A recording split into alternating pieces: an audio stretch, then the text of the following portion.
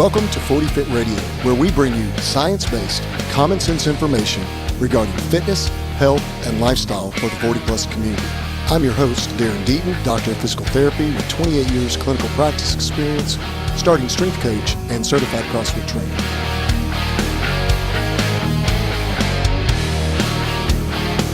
"40 Fit Radio, real people, real fitness, real health."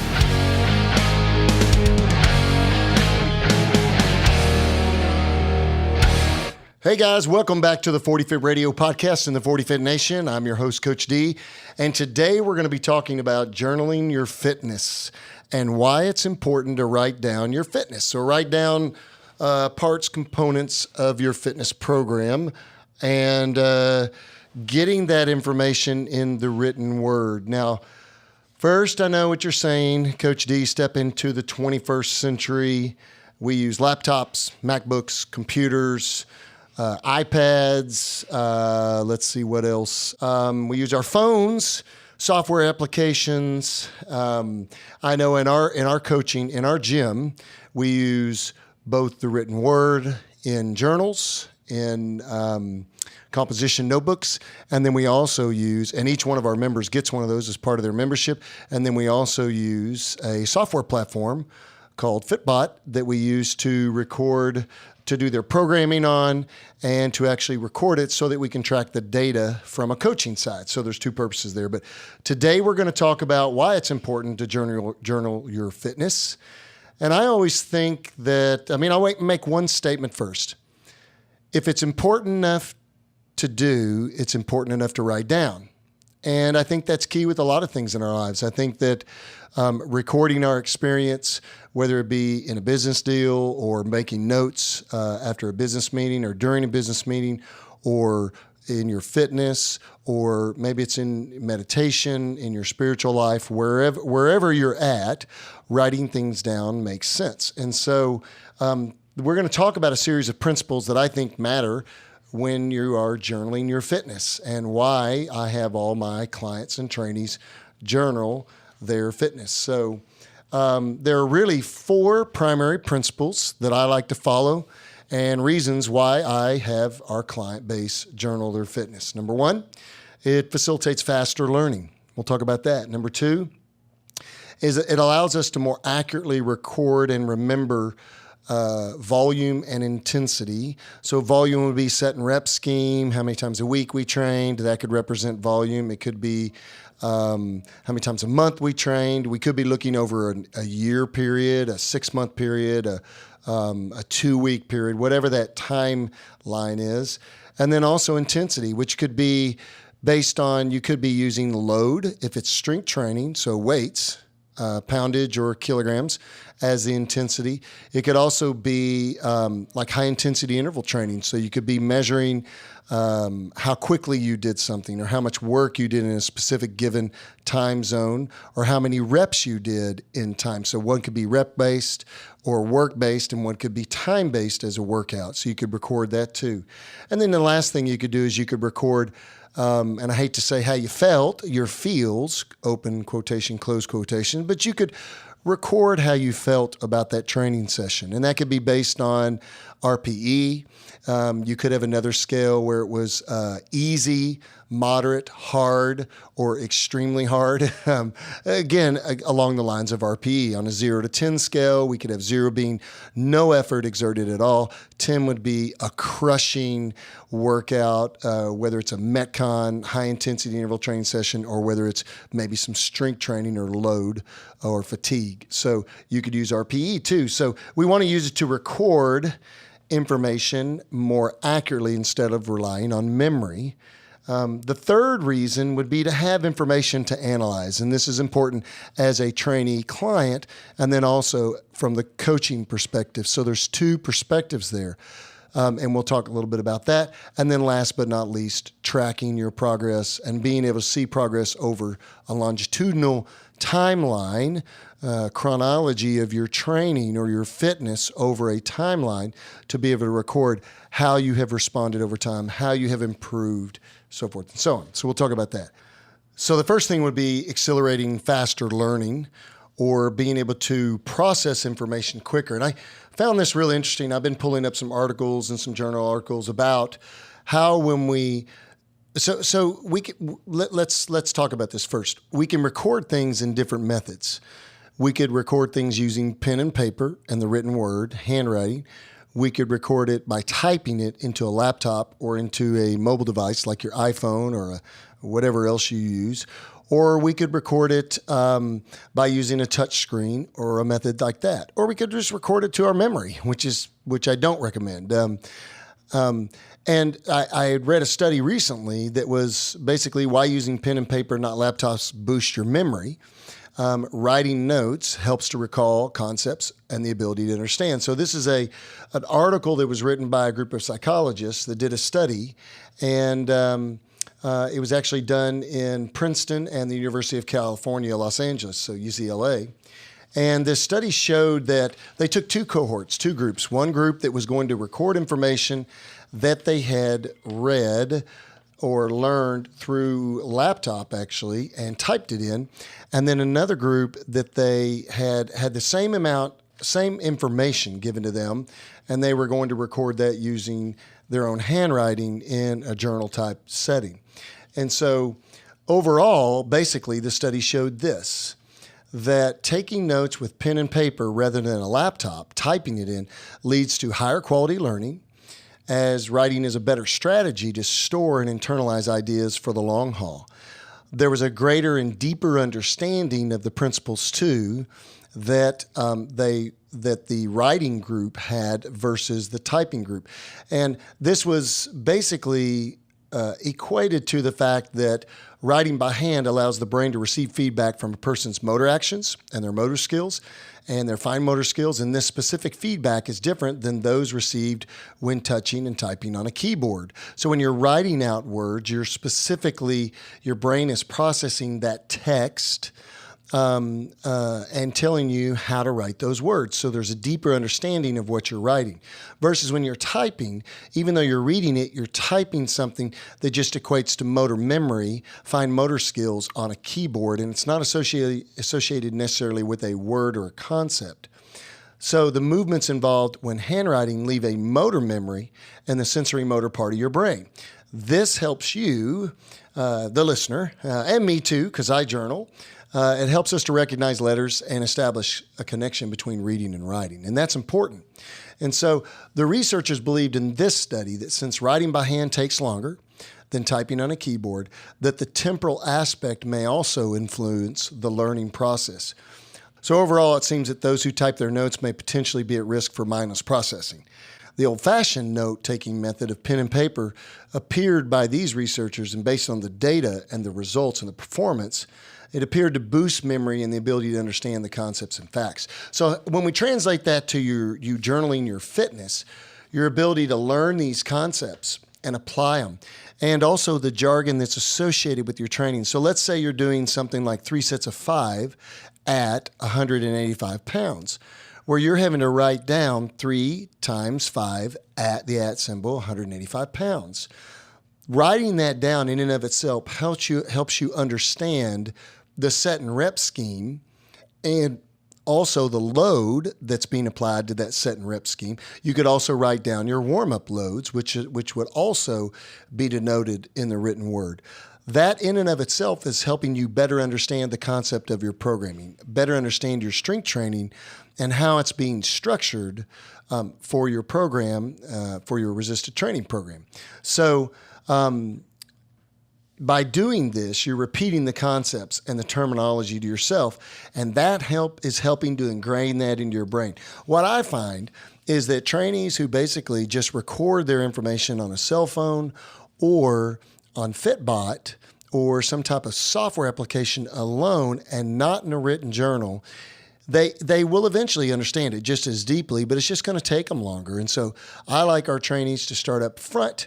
And so there's a faster learning curve there, and they're going to be able to digest this information quicker. So that's the first thing, faster learning.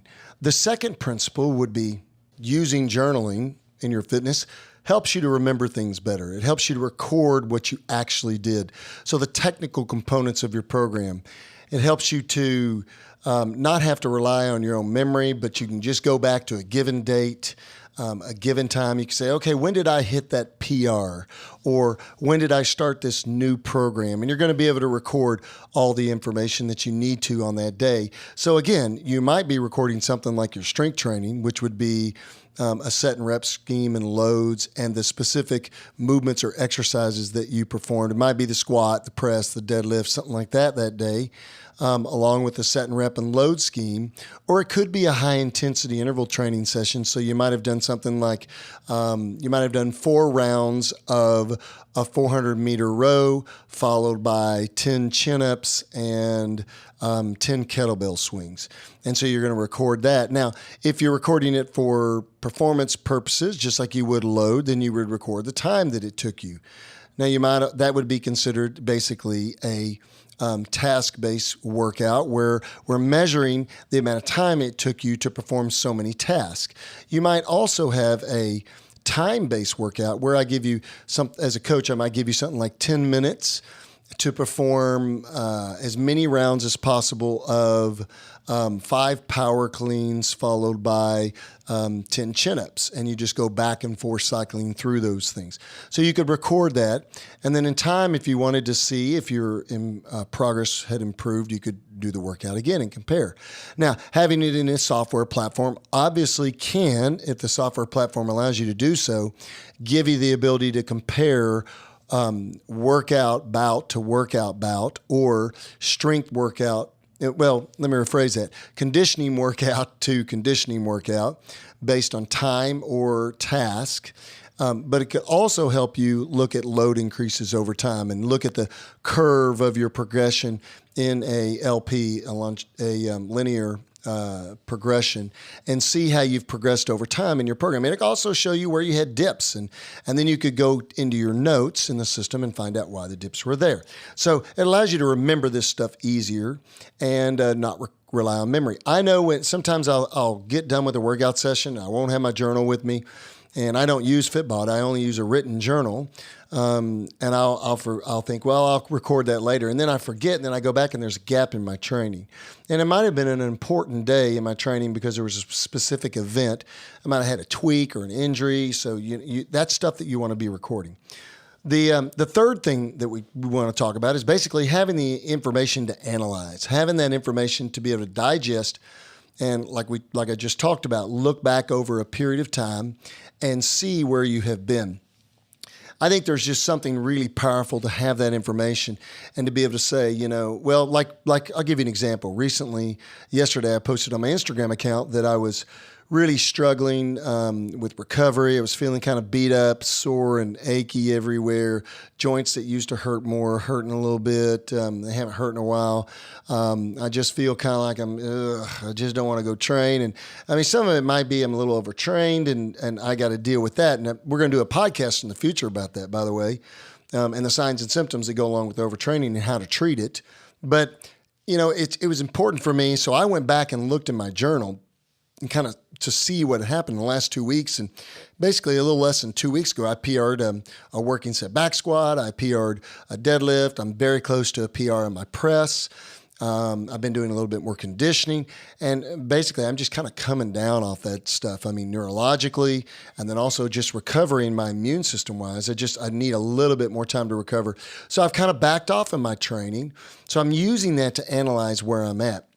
To analyze where I need to go too. So I'll ask trainees all the time, well, how many times have you done a deload? And they'll say, well, I'm trying to remember and by having the written word or something that you put into a software platform, you're going to be able to go back very quickly, research that. And if you use certain types of denoters or a nomenclature, basically a keying system to where you could go back and you could say if it's a D with a yellow highlighter on it, that's a deload day. And you could go back very quickly and just look for the yellow highlighter color in your journal over the last year. And you could put, boom, there was a deload, boom, there was a deload, boom, there was a deload. You could also look at when you changed program models. So it could be a P, a big uppercase P, and you could put a circle around it and use another color code there to say, okay, this is where I shifted from one program to another program. And you could see when that was, so how long you've been in that program model. So all of that data is good to be able to analyze where you are in your fitness. You could also use this for things like nutrition. I mean, obviously logging your nutrition is a great way to develop self-awareness in regards to how you're eating, what your nutritional habits are. A lot of times I'll just have trainees log because I want them to be aware of the fact that they really aren't training that consistently, or they really aren't eating as well as they thought they were, or they're eating great. And so we want to use these things to have information to analyze your program and how we would shift or change or alter your program based on this data that we're looking at, both real time in the present and in the past, and it can influence how we're going to change things in the future. And then the last thing would be tracking your progress, which goes along with analyzing the data. But, a lot of times with trainees, as you're moving through, especially in strength training, as you're moving through a linear progression, there's this tendency to get to the top of your linear progression. Everything's extremely heavy for you. Everything's extremely hard. And even though you've climbed this great hill, and you should look back down the hill and see where you were before, you don't. It's because it's hard and it's grinding, and you're putting yourself under voluntary hardship when you really don't want to. You may even be fighting your emotions and your feelings about training because you really don't feel like training. You could be right on the edge of overtraining too, just because of the adaptation cycle and your immune system. It's tough, And so you have a tendency to forget about the fact that you have summited this mountain, that you have gone from square one, no training at all, potentially, a new trainee, or if you're a more experienced client, you might have gone from something that's one program level to a completely different level, a completely different performance level, and you forget where you have come from to where you are today. And that's important, being able to track your progress and look back over time. I also think that's why taking pictures of your body, if body habitus is important to you, the way you look, taking a forward picture, a sideward picture, and a backward picture, and then doing certain body measurements too, doing certain anthropometric measurements so that you can track that information over time, and putting that in your journal too is very, very important to track your progress. You can also put certain data in there, metrics data. I call them body metrics 101, which would be, so let's just go over those things. It might be body weight, but if you're going to do body weight, you have to do body composition, because body weight is a very generic measurement. It doesn't tell you anything other than you weigh more, the same, or less. That's all it tells you. You need to know, what is it that you're made of? What is the weight made of? Is it more body fat, less muscle mass? Is it the same muscle mass, more body fat? Or is it more muscle mass, less body fat? There's lots of different combinations there. So you want to know exactly how that's changed. So body weight, then also an abdominal measurement right around the umbilicus, the belly button, with the skin tape or cloth tape. And they make one specifically for that. The third thing would be the body composition. So that would be your lean mass in pounds, your fat mass in pounds, your lean mass in percentage, and your body fat in percentage. You might also take a chest and a hip measurement and a thigh measurement. I don't take those measurements necessarily always. The abdominal measurement tells me if their body mass is increasing, but their abdominal measurement is staying the same, and their muscle mass has increased in their body composition measurement, it tells me that most of that gain is muscle mass. And that's exactly what I use it for. I also use it to determine weight loss or body composition loss too, or fat loss. So you want to be able to track those metrics. On your program for fitness, you're going to track things like set and rep scheme. You're going to track the days that you trained, how many days a month, how many days a week. You're going to track load. You're going to track intensity of the workout. We might do something like 70% of your one rep max, or 78%, 85%, So you might be using a percentage scheme.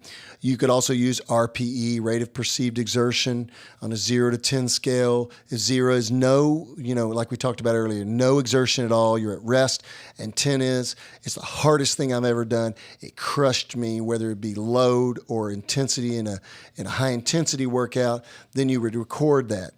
By having that too, by having all these things, I can tell you what's going to happen.